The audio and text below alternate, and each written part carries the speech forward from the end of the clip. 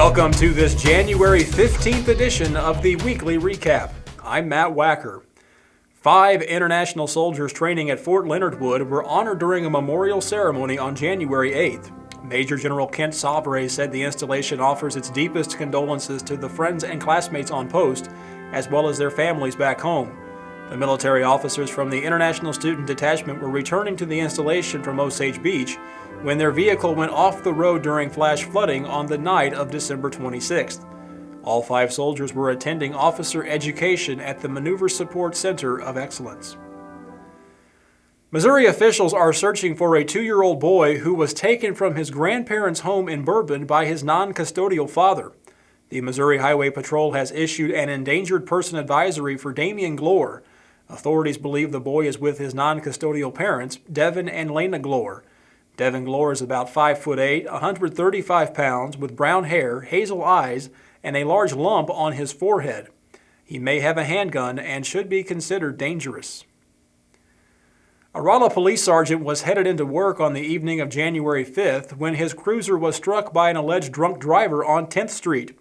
Sergeant Ken Moberly posted on the RPD Facebook page that he was traveling on 10th Street at about 5:50 p.m.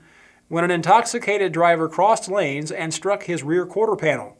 35-year-old Edward Parker of Rolla was arrested and incarcerated in the Phelps County Jail. Moberly was unharmed. The year 2015 ended with an 11.4% increase in fatalities on Missouri roads. After 2 years of lower numbers, the fatalities in Missouri for 2015 were over 800 for the first time since 2012. 63% of the drivers and passengers killed were not wearing seatbelts. 50% of those not belted were also ejected from the vehicle. According to the Highway Patrol, the leading causes of fatal crashes continue to be speeding, driver inattention, and impaired driving. In a statement released last week, the Department of Homeland Security confirmed that Missouri is among 6 states that will not be granted another extension to comply with the Real ID Act of 2005. What does that mean for those of us wanting to use our driver's license as a proof of identification? Lee Mentig spoke with State Representative Jason Chipman about this issue. What is Real ID documentation? I mean, what is the difference between that and the Missouri driver's license that I already have? The Real ID was an act put into place by Congress in 2005 as a response to the events surrounding 9/11. The terrorists, we came to find out, had over 60 IDs from 19 different states. So the federal government decided they needed a way to enforce documentation to be able to make sure that you have one set of documents saying who you are and where you're from. And it should be very, very difficult for somebody to forge an ID or to be able to get multiple IDs. So Real ID is a way to limit somebody to one ID from the state they come from. So what is the actual difference? Will it be like a chip, or what's the difference between what I already have? Do you understand all of that? Not completely, but from what I gather, the federal government has maintained a list of standards that an ID has to live up to. It includes some watermarks, something that can only be identified under a machine that makes it very difficult to duplicate in a different setting. You have to have the underlying documentation to get it. So Social Security card, birth certificate, things of that nature that aren't required now to get a driver's license, you would need to get an identification to comply with the Real ID Act. Oh, okay. Now, my understanding is the state of Missouri is not currently in compliance with that federal, the Real ID Act, but apparently there are laws that keep Missouri from complying. Is that correct? Yes, that's correct. A few years ago, the Missouri General Assembly passed a bill that would not allow Missouri to become Real ID compliant. There were some questions and some concerns about privacy, mainly having a national database that at that time our representatives didn't want Missourians to have to comply with. So there is some disagreement as to whether and how to comply with that law. Do you think the General Assembly is going to address that during this session? I think we're going to have to. We at least need to have a discussion as to whether or not we can comply with these standards. We had Senator Roy Blunt come to the General Assembly last week, and he talked a little bit about Real ID, and he was one that voted for it. I would like the federal government to fix it on their end instead of making us fix all their mistakes, which it seems like we have to do more and more often. But that's probably neither here nor there. I mean, it's just not going to happen. So we're going to have to do something. Right now, you can still get into a federal courthouse. You can get to a federal hospital. The government's not going to pass up a chance to get you in front of a judge and take your stuff and put you in jail if they can.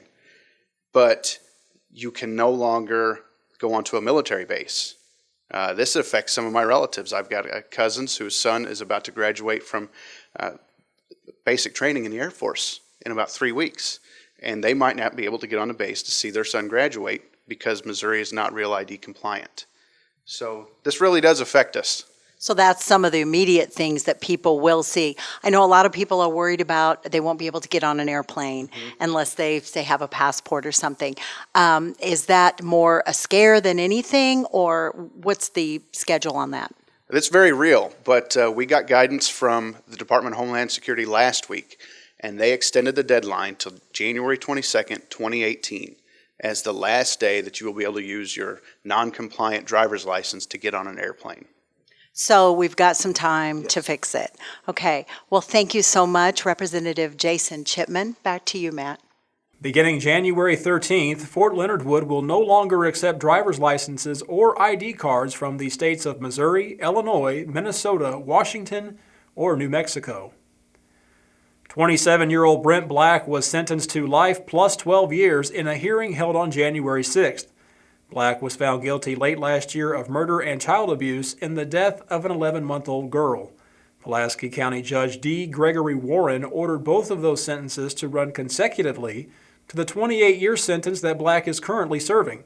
Phelps County Prosecuting Attorney Brendan Fox said that Black won't be eligible for parole until at least 2054. Black's representative said that his client will appeal the decision. Dr. Kathy Clement has been named the new medical director of Your Community Health Center. She most recently practiced at the Mercy Urgent Care Clinic in Rolla. Clement takes over for Dr. Bonnie Randy, who was tragically killed in a car crash on December 13th. Lydia Renee Brackett was the first baby born at Phelps County Regional Medical Center in 2016, arriving at 9:54 a.m. on January 1st. As part of a long-standing tradition at PCRMC, the first baby of the new year receives gifts and baby items to commemorate the event.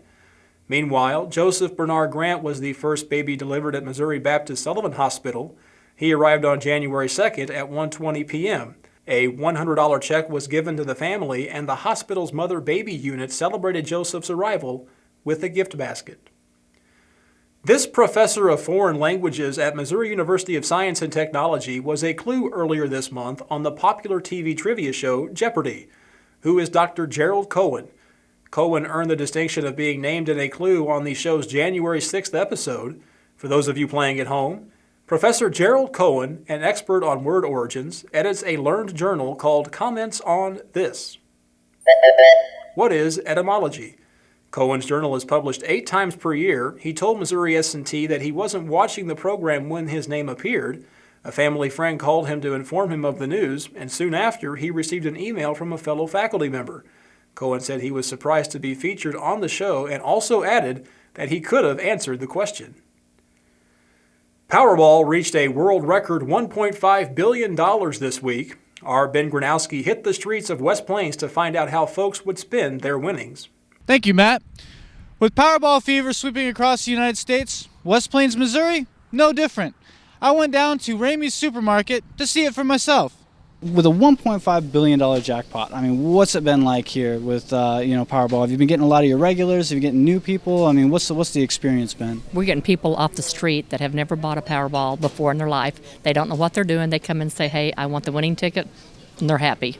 Are you guys here at work? Are you guys planning to play, or do you play? Yeah, we play here as a group, and we're hopefully going to win it. Do you have your own special numbers that you wind up picking out, or do you just let the autofill pick them for you? I do have my special numbers, but unfortunately the Powerball, which is always used, has already been drawn. So this time I just went ahead and did it with the computer. What would you do with that kind of money? Take care of my family first and foremost, family and friends. Pay off my home. pay off the bills. Yep, buy a house.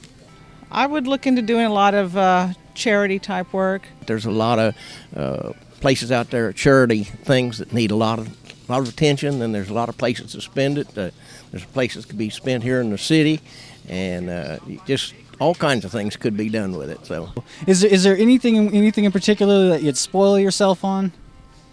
Yes, traveling, trip around the world, perhaps. I've never thought about it.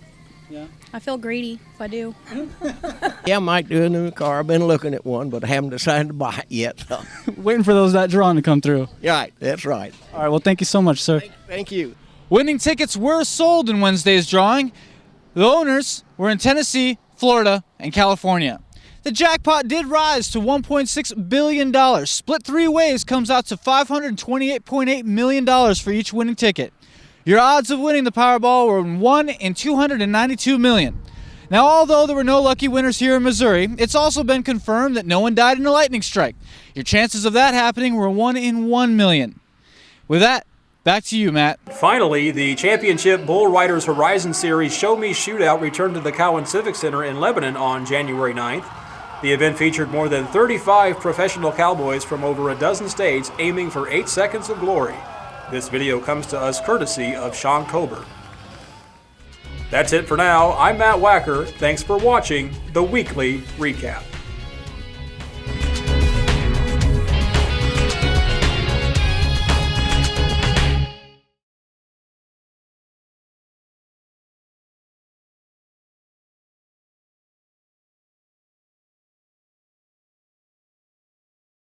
Be a below-zero hero for Special Olympics Missouri athletes. Come out of winter hibernation and take a plunge in your choice of 14 different frigid bodies of water this January and February. Sponsored by your local law enforcement, the proceeds support more than 16,500 children and adults with intellectual disabilities in year-round sports training and competitions throughout the state of Missouri. To find out how you can get involved, visit somo.org/plunge. So go get your family and friends together and take the plunge to make a difference in an athlete's life today.